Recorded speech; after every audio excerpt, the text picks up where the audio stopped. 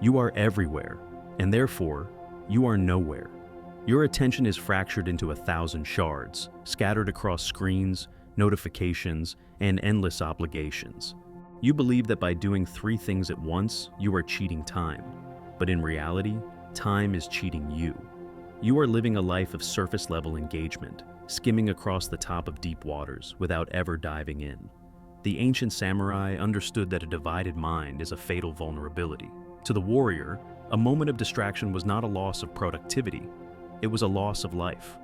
There is a singular principle that separated the master from the corpse, a rule so simple yet so terrifyingly difficult to practice in the modern world. The rule of one thing. The Zen masters, who deeply influenced the samurai class, practiced a concept known as Ichigyo Zammai, which translates to one-act samadhi, or full concentration on a single act. This is the discipline of pouring your entire existence into the task at hand, whether that task is swinging a sword, pouring tea, or simply walking. Miyamoto Musashi, the sword saint, taught that the spirit must be like water, able to take the shape of the vessel it is in, but always retaining its substance. If you are washing a bowl, you must only wash the bowl. If you are fighting an enemy, you must only fight the enemy. To let the mind wander to the next moment is to disconnect from the power of the present, and in that disconnection, you lose your strength. Chapter 1. The Fractured Soul. Consider the life of Thomas, a man who epitomized the modern virtue of multitasking. Thomas was a senior analyst who prided himself on his ability to juggle. He would answer emails while on conference calls, listen to audiobooks while working out, and plan his week while eating dinner with his family. He wore his busyness like armor, believing that his frantic activity was evidence of his importance. But internally, Thomas was rotting. His mind was a chaotic storm of half-finished thoughts. He could not remember the last time he felt truly peaceful or deeply engaged. He was effectively tab-switching through his own life, never staying on one page long enough to understand the story.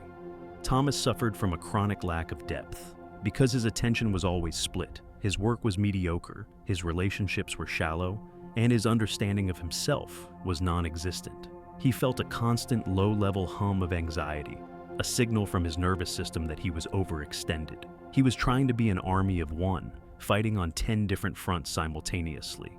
The samurai would look at Thomas not with admiration, but with pity. They would see a man who had already been defeated, not by an external enemy, but by his own refusal to choose one path. Chapter 2. The Collapse of the House of Cards. The illusion of Thomas's efficiency shattered on a Tuesday afternoon. In his haste to manage 3 critical projects at once, he missed a subtle but catastrophic error in the data he was analyzing. He was looking at the numbers, but he wasn't seeing them because his mind was already in the next meeting. The error propagated through the system, resulting in a failure that cost his company a fortune and damaged his professional reputation irreparably. But the true collapse was internal. Standing in the wreckage of his career, Thomas realized that he hadn't just failed at his job, he had failed at living. He realized he could not recall the taste of his breakfast that morning. He could not remember the specific color of his wife's eyes when she said goodbye. He had been present in body, but absent in spirit for years. The realization brought him to his knees. He saw clearly that he was a ghost in his own life, haunting the hallways of his existence without ever fully materializing. He knew that to save himself, he didn't need better time management software or a new productivity hack. He needed a fundamental rewiring of his consciousness. He needed to stop running and learn how to stand still. Chapter 3. The Way of the Single Cut. Thomas sought clarity in the study of ancient martial principles, specifically the concept of ichi no tachi or the one cut. In diverse schools of swordsmanship, the ultimate technique is often a single, perfect strike that ends the conflict instantly. It requires total commitment. You cannot attempt the one cut if you are worried about defense, or if you are thinking about the second cut. You must bet your entire life on a single motion. Thomas realized he had spent his life making thousands of weak, shallow cuts, scratching the surface of everything but penetrating nothing. He decided to implement a radical protocol of elimination and focus. He began by stripping his environment of all digital noise. He turned off every notification. He removed the second monitor from his desk. He committed to the rule of one thing. If he was writing a report, he was only writing the report. If he was eating, he was only eating.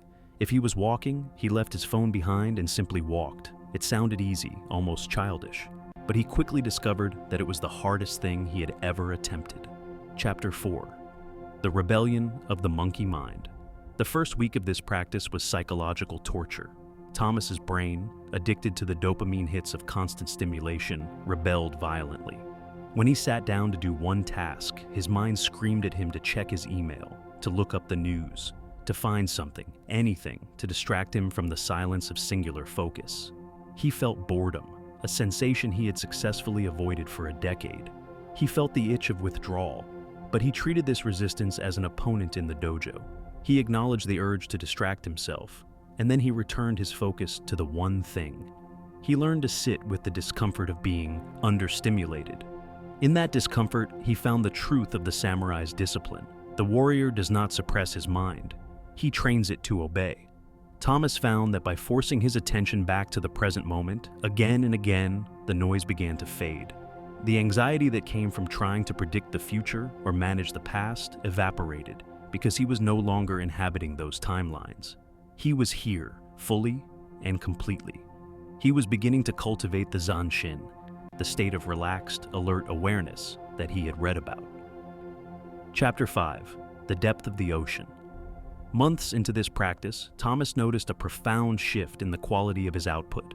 Because he was giving his full attention to one task at a time, he began to see details he had previously missed.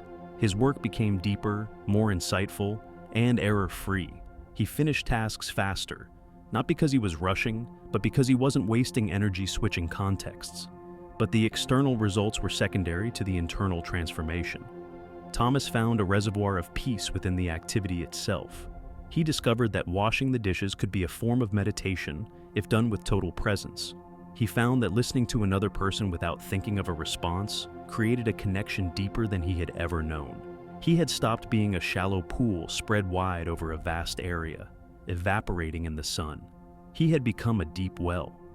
By doing less, he was experiencing more. He had moved from the frantic buzzing of a fly to the soaring focus of an eagle. The modern world is designed to fracture you. It wants you anxious, distracted, and reactive because a distracted man is easily controlled and easily sold to. To choose to do one thing at a time is an act of rebellion. It is a declaration of sovereignty over your own mind. You must reject the lie that you can have it all at once. You cannot. You can only have what is right in front of you. If you are reading, read. If you are working, work. If you are resting, rest. Do not let the ghost of the next task haunt the reality of the current one. The samurai knew that a life is lived in a sequence of single moments. If you miss the moment because you are looking ahead, you miss your life. Master the one thing. Master the present. In that singularity, you will find the strength of 10,000.